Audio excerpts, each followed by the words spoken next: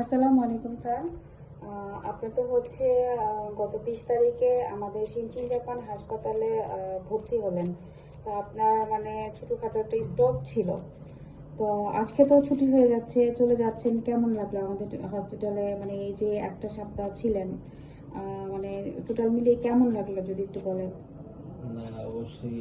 ওয়ালাইকুম আসসালাম। অবশ্যই ভালো ছিল সার্ভিস। আমি তো যখন যেভাবে এসেছি তখন তো আসলে মানে অন্য একটা হসপিটাল থেকে আসলে আমার যে কমপ্লিকেশন ছিল ওরা আসলে ওইভাবে ট্রিট করতে পারেনি বলে আমি এখানে আসলাম। তো আসার পরে যে আমাদের বড় ভাই ডক্টর আমিনুর রহমান ওনার সাজেশনেই এখানে আসলাম। আসার পরে থেকে ওনারও একটা ইয়ে ছিল। প্লাস এখানে যে আপনাদের যে অ্যারেঞ্জমেন্টগুলো, যে সার্বক্ষণিক ডাক্তার এসে খবর নেওয়া, তারপরে সবসময় ব্লাড সুগার চেক করা, প্রেশার চেক করা, এটাকে মনিটর করা, এটা খুব খুব ভালো লাগছে এবং আপনাদের এই আমার মনে হয় যে আপনাদের মানে সবার মানে সার্বক্ষণিক একটা ফলো আপের কারণে আমি আজকে অনেকটা সুস্থ হয়ে বাসায় ফিরে যাচ্ছি। তো এটা আমি আশা করি এটা আপনারা ধরে রাখবেন আর ধরে রাখবেন এবং আমি আসলে জানতাম না যে এই হসপিটালটা আসলে এরকম ভালো ফ্যাসিলিটি, কারণ এর আগে আমি উত্তরে অন্যান্য হসপিটালে আমার মাকে নিয়েও আমি ছিলাম, কিন্তু আসলে এই হসপিটালটা সম্পর্কে আমার কোনো আইডিয়া ছিল না। কিন্তু এবার যেহেতু আমি ভর্তি হয়েছি, এরপরে ভবিষ্যতে যদি কারো মানে কখনো যদি আমার হসপিটালে ইয়ে হয়, আমি অবশ্যই সবাইকে সাজেস্ট করবো এবং আমি নিজেও আসবো। এই আসলে আপনাদের ধন্যবাদ সার্ভিসটা স্যার। খুব ভালো। আপনি ধন্যবাদ। যখনই আসবেন জি অবশ্যই জি আমরা আপনাকে হেল্প করব। আমাদের অ্যাম্বুলেন্সের ব্যবস্থা জি আছে। জি যখনই দরকার হবে আপনারা আসবেন। ইনশাল্লাহ। জি ইনশাল্লাহ জি, আপনারাও মোটামুটি সার্ভিসটা দিয়ে যাবেন।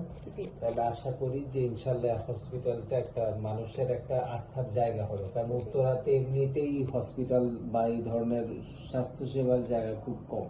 জি এখানে একটা ভালো হসপিটাল, আমি আগে যেতাম একটা হসপিটালে আমার মাকে নিয়ে 2007 সন থেকে, যাক নামটা বলছি না, কিন্তু মানে পরবর্তীতে আমি গিয়ে এমন মানে মা যখন মারা যান তার আগে তাদের ব্যবহার বা তাদের সার্ভিস এমন ইয়ে হয়েছে যে আমি বিরক্ত হয়ে তো হসপিটাল থেকে চলে আসছি।